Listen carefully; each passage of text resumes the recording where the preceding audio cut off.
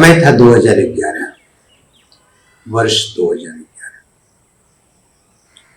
और इस बार जो चुनाव था वो कोसी शिक्षक निर्वाचन क्षेत्र का चुनाव था। क्षेत्र तो वही था, लेकिन शिक्षक लोग वोट करते थे, हाई स्कूल के शिक्षक और कॉलेज के शिक्षक।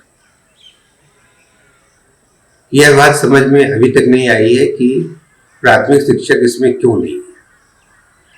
ये दो तरह के शिक्षक ही इसमें भाग लेते। एक चुनाव लड़कर मैं हार चुका था, ये दूसरा चुनाव था, और फिर एक बार इच्छा हुई कि चुनाव लड़ा जाए। वक्त वैसा ही था, कोई संगठन नहीं था, कोई समूह भी नहीं था। वह जो वैकल्पिक मोर्चा बना था वो भी बिखर गया था। लगातार काम नहीं करने से कोई भी संगठन बिखर जाता है, और जोड़ने के लिए या तो आपके विचार हैं या आपके काम है तो वो जुड़ा रहता है। लेकिन एक घटना घट गई कि जैसे ही मैंने कहा कि चुनाव में जाना होगा,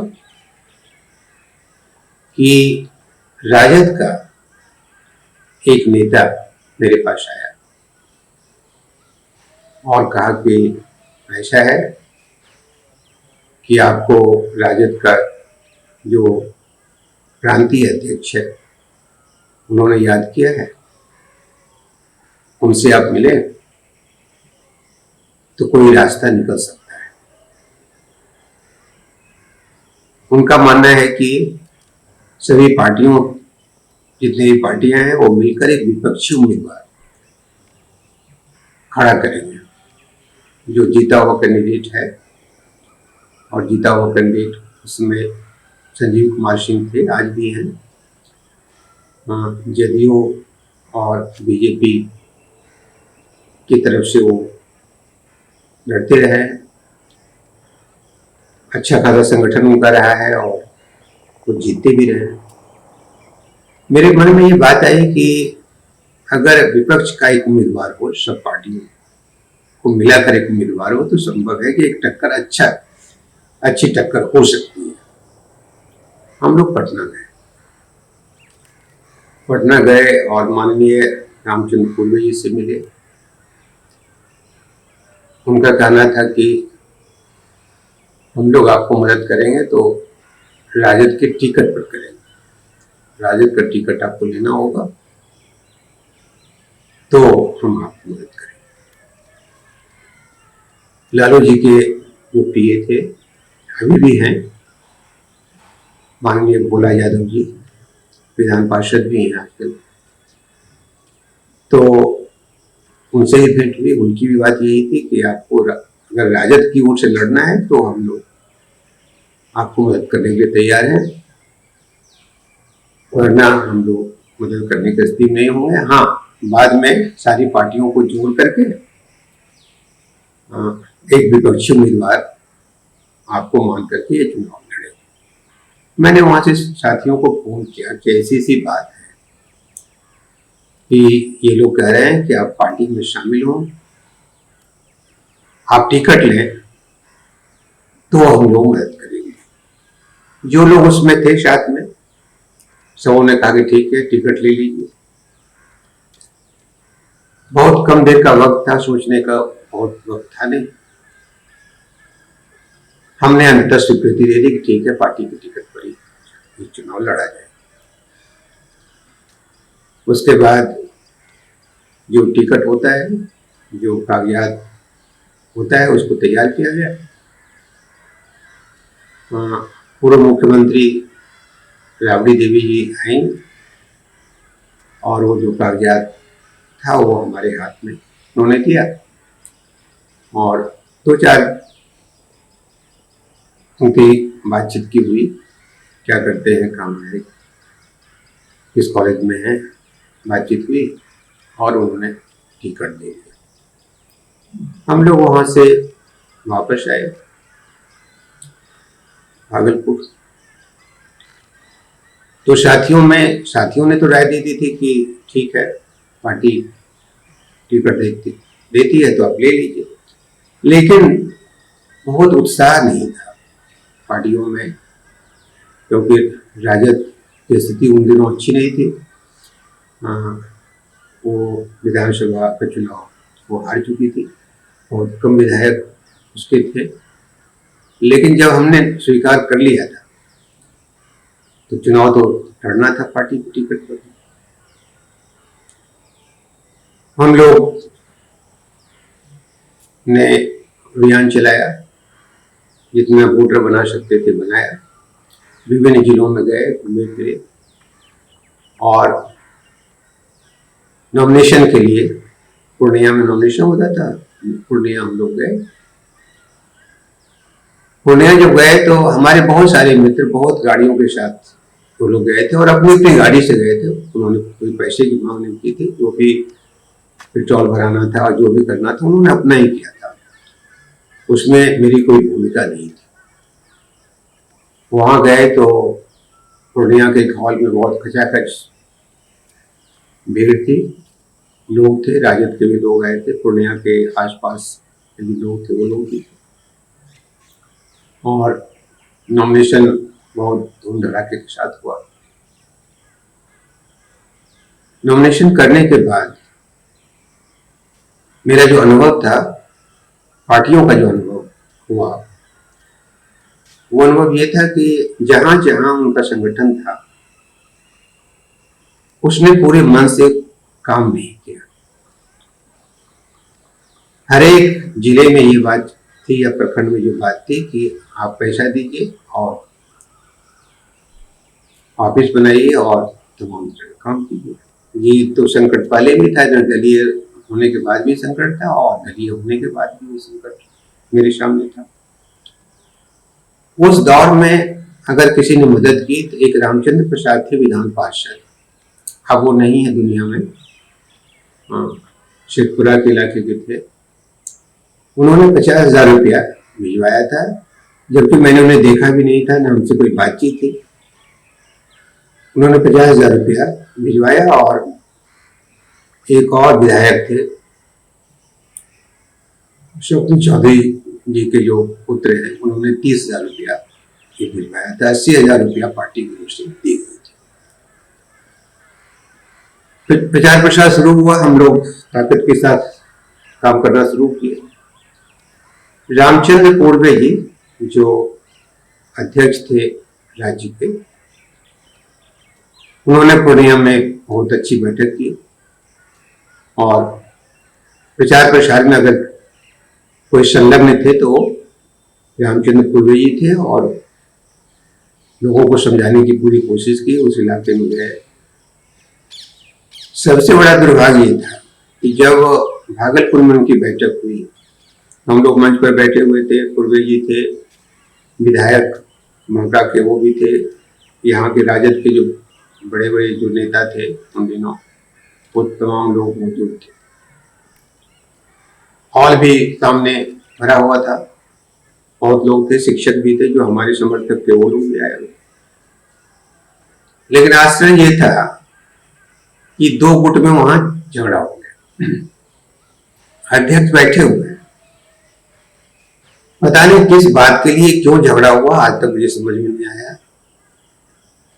कुर्सियां चलने लगी और हाथापाई हुई, 1-2 के सर फटे, और पूरा माहौल जो है वो बिगड़ गया।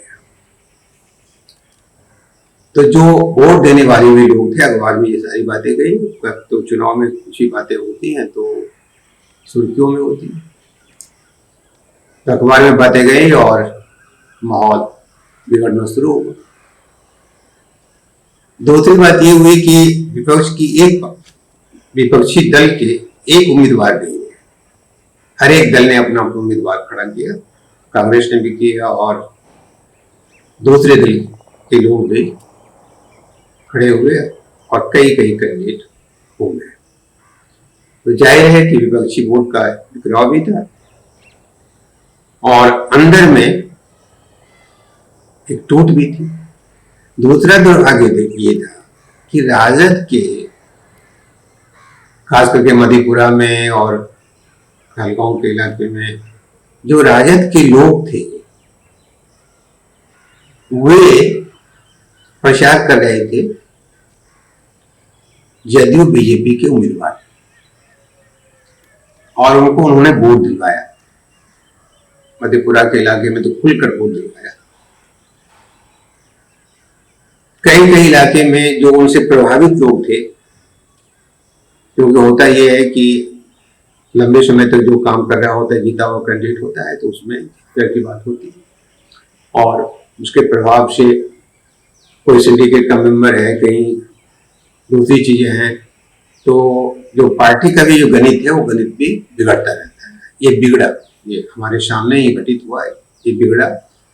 अध्यक्ष तो साथ में रहते थे लेकिन अन्य लोगों को देखते थे कि अपने अपने तरीके से बिखराव हुआ।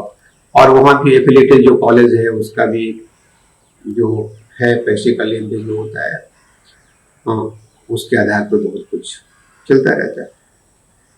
और ये चला,